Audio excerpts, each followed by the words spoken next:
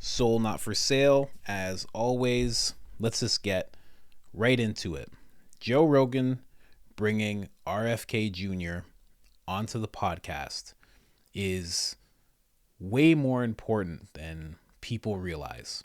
A lot of people, when you have this online, I get to click on whatever I want type of life that we live now, we kind of have this idea that it's just like, yeah, of course, I deserve that. I want to see it. Yeah, you're damn right he did. He should have by now. Yeah, he should have done it months ago. It's not true. He's going to face a lot of backlash for this. There's going to be more smear campaigns towards Rogan because of this. This doesn't just come easy. And it probably wasn't an easy decision. He's basically endorsing a presidential candidate by bringing him on to the platform and allowing him to speak at length, which he does. It allows him to speak in very long length. So, yeah. Should be grateful for Rogan and what he does. I am. I am. First, we're going to start off with this clip. It's about self-censorship, and it's in regards to Theo Von having to not have Robert F. Kennedy Jr. on again because he was about to, and Mike Tyson's podcast getting taken down with RFK as well, and what that's like for RFK. So let's get right into it. You guys know the store. I am CoachColin.com. Hit it up. This is far too important. Let's do it. They were, they were marginalizing, vilifying, gaslighting them, and urging others to do the same. Getting on TV and saying, if you didn't do this, you're a bad person and you shouldn't be treated when you go to a hospital. And all of these things, which is not, something was really wrong. But it seems to be the same pattern over and over again. It's just bizarre that it takes so long to get the narrative out to people that when you get a corporation, any corporation, just any group of people that can make money unchecked, it seems to be a normal human characteristic that they do that. When they're unregulated or unchecked, or when someone's not watching them, or when the people that are watching them are compromised. And then if you were literally funding media, so you're funding all of these shows and they have to essentially self-censor, and you're seeing it. I'm sure you're aware of the YouTube videos of yourself that have been pulled now. The hot boxing with Mike Tyson got pulled.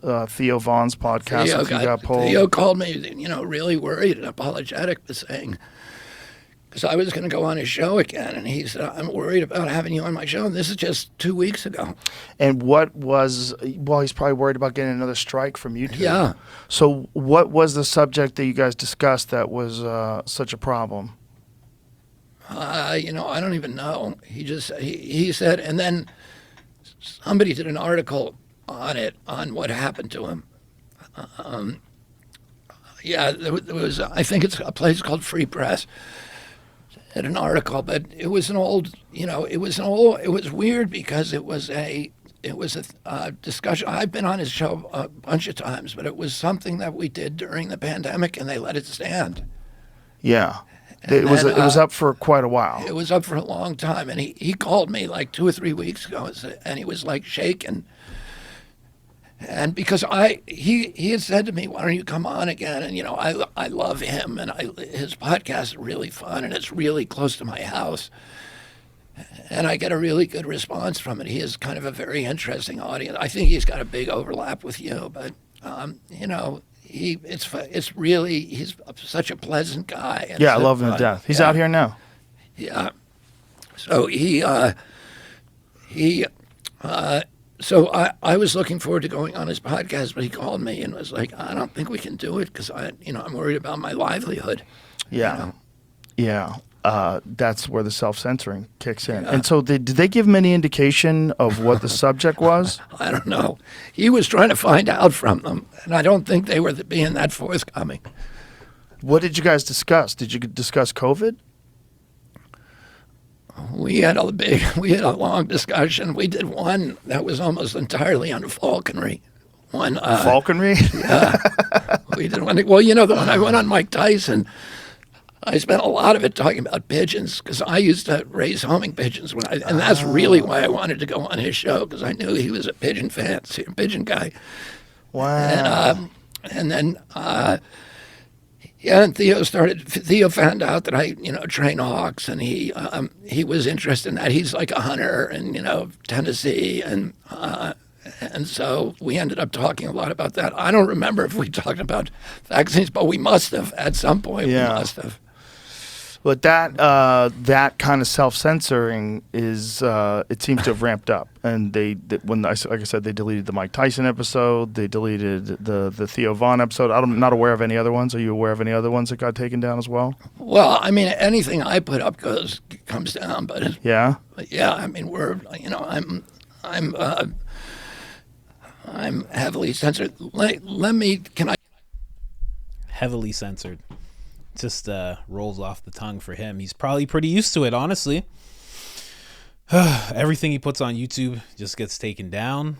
I couldn't imagine going through that. So sad to hear Theo Von, because they've built up a friendship, and it sucks to have to call one of your friends and say, I'm worried about having you on my show, because they might take everything from me simply because I sit down and talk with you.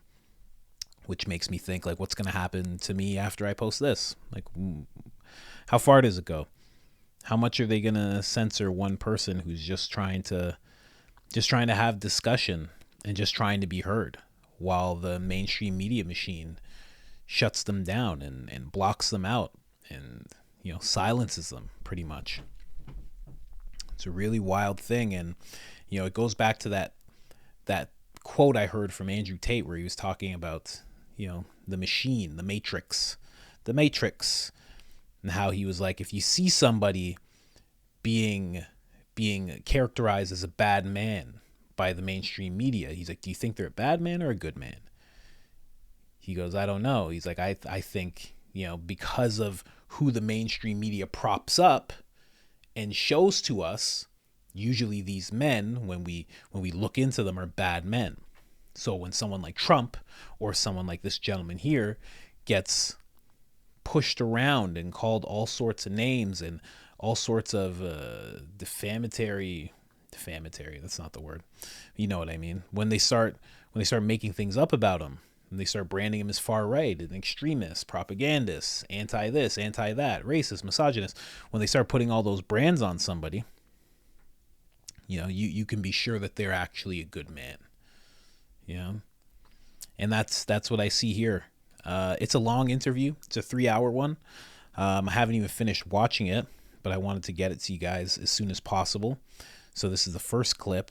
I have like a bunch more, and I'll probably have like 12 clips out of this interview. Actually, you know what? Maybe not, because I don't know what I'm allowed to show on here. And with that, just to let you guys know, I'm not moving. Like, I'm still going to do it here, but I'm going to have like my stuff on Spotify, and then I'm going to have like the what I really think type of episodes on Spotify and on Twitter. That's what I'm going to do, I think, because it's getting out of control. Eventually you want to be able to say the things that you have to say, and to hear people out who have a different opinion than what the mainstream narrative is. And in a lot of ways, I'm one of those people. So, if they're knocking on his door now, not to compare myself to RFK, but I'm in line with Theo, definitely. If they're doing that to Theo, who knows what's going to happen with these clips that I post up here. I hope nothing, but we'll see. But yeah, amazing interview. A lot of information in this interview. You should definitely check it out. I've never, not even James O'Keefe gave him this type of room. He got to speak for at least a solid 50 minutes straight, breaking down everything. Just so much history of medicine in this podcast. So much, so eye-opening. Like the video. It helps so much. Boost me from the shadow realm. As soon as I'm almost out of the shadow realm, I do something like this. But whatever. That's the way it works. Like the video. It helps so much. And tell me what you think.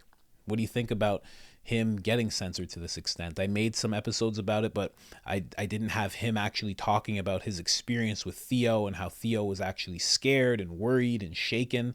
And, you know, this is about RFK Jr., of course, but at the same time, it's even sad to hear that Theo's going through something like that, that he's brought to something like that. Like, you're standing next to this guy, we're going to give him a strike. You can remove a video without giving him a strike, but to give him a strike, that sends a clear sign. That's something called buck breaking. If you don't know what buck breaking is, look it up. It's a terrible practice that they used to do to slaves, and nowadays they do it to everybody, and they do it through cancellation and shaming and branding of different names. So that's what they did to Theo. Definitely doesn't deserve to go through something like that.